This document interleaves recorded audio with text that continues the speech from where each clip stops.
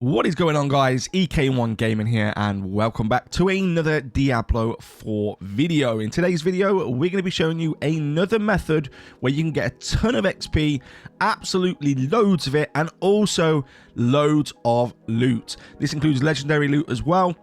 And if you are on higher world tiers, of course, this helps out. But you can do it on any world tier. It will just affect the XP that you get. We're today going to be doing it on world tier 3. So we do get that extra boost of XP. But if you are on world tier 4, then you are going to be loving it as well. With all that being said, if you do enjoy today's video, hit the like button, hit the subscribe button. Let's get to 100k followers before the end of the year. Well, let's get straight into the video.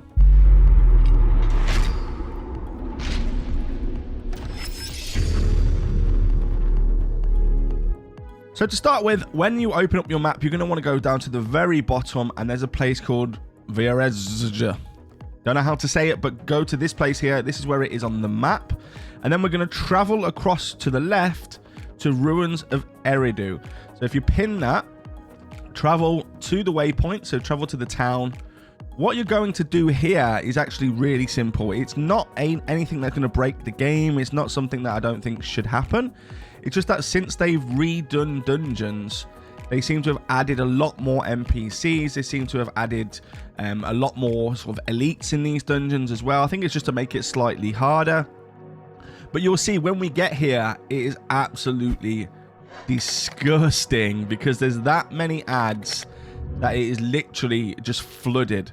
And what you can do is kite the ads, and I'll show you in a second a little route that I take.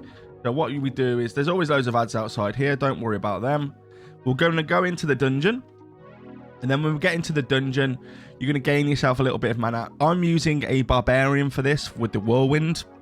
Of course, everybody's using barbarian whirlwind. I am going to bring the build out. I just need to final touch some of it up because it's still not as good as it should be. So I'm still lacking some gear, which is why I'm doing these farms. So basically, as you see, when you come in, you just going to kite these. So just literally kite them all if you can get past them. So as you can see, there's a lot just leveled up here ready. And then what we're going to do is get in the middle of them all, pop what we need to pop, and then literally just kill them. You can see how many NPCs are here. This is absolutely ridiculous. As you can see, my build's not fully maxed out because, you know, otherwise they'd all be dead already. And then you can just go and kite in the next lot. You can see there's a legendary on my mini map up there, so we're just going to kite some of these now. So once you have done the first lot, as you can see just on the top of the map there, without me getting too close, there's another bunch. So pick up your loot. So as you can see, we just got a legendary axe. You're going to get lots of different gear for this. And then we're going to kite the next lot. So kiting is just basically making them follow you into somewhere where you can then just crowd them up. So it's popular on a lot of games. And then we're just going to kill them again. Hopefully get some more legendary gear, which would be fantastic. So I think once I've got like 3 legendaries from one run, which is pretty good. Just make sure you've got your quickest killing build on. You can do it a lot quicker than this. You can also do it in a team. It's just, I find this easier just as a solo. You can see you've got lots of coins, loads and loads of like emeralds, and then you can, again, loads of XP and also legendaries. So legendaries are RNG. So if you don't get a legendary on your first go, don't blame me. Don't say, hey, this doesn't work. It literally is RNG. So legendaries will drop. You've just seen one drop. So let's go ahead and do the rest of it. We're not going to be completing the dungeon. We're literally just going to be playing this part, kiting NPCs, and then that's pretty much all. So you can see we've got some normal rare gear there. So then we're going to go around this way, and we're going to kite the rest of these. Let's get these together. You can see all the NPCs dropping in now. Look at how many NPCs just dropped in.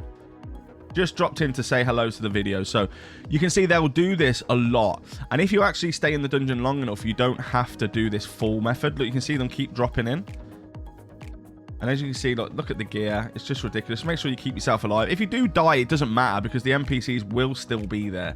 They're not going to like despawn or anything like that. There's no sort of issues with that. you will literally just keep all of... And your gear will stay on the floor as well, as long as you respawn in. I believe if you travel away and come back, your gear disappears from the dungeons. I made that mistake yesterday. So just pick up all the gear, because you're going to want to sell that or dismantle it. So, and if you look on your map now, there's some ads up here. So we're going to go up there. So we're going to take these two here. We're going to kite them, get all the gold on the way past. So kite these two. And then again, look at this. We've got like a little mini boss here as well. And then look at all these up here. Come on, let's get them all together. And there we go. Nice little location there to kite them. Get them in together. You just got to watch, because sometimes they stun you, and it's, you know, it can be a bit of annoying, to be fair. So if you just keep popping your specials, pop your ultimate, do whatever you can just to clear it as quick as possible. And again, you guys will probably clear it quicker if you're a higher level, because or got the better gear than me, because I've really been unlucky. I've been doing this for a little while and I still cannot get the pieces that I want. So as you can see, again, a load more gear. And then what you're going to do here is basically, once you've done this circle, and obviously all the middle here, you're just going to want to exit the dungeon. So leave the dungeon.